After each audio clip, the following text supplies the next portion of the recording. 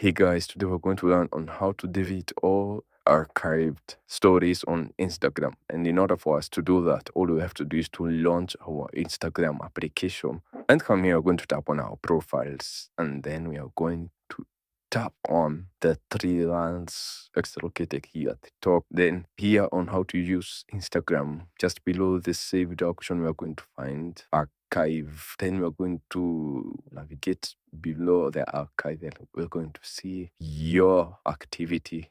We're going to tap on that. From here, we are going to scroll down, and here from removed and archived content, we are going to tap on archive. And as you see, I actually don't have any archives at the moment, but in case you do have them, this is where they are going to be located.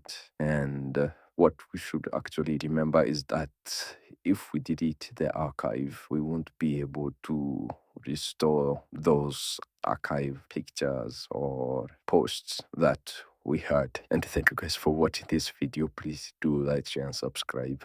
And I'll see you guys on the next video.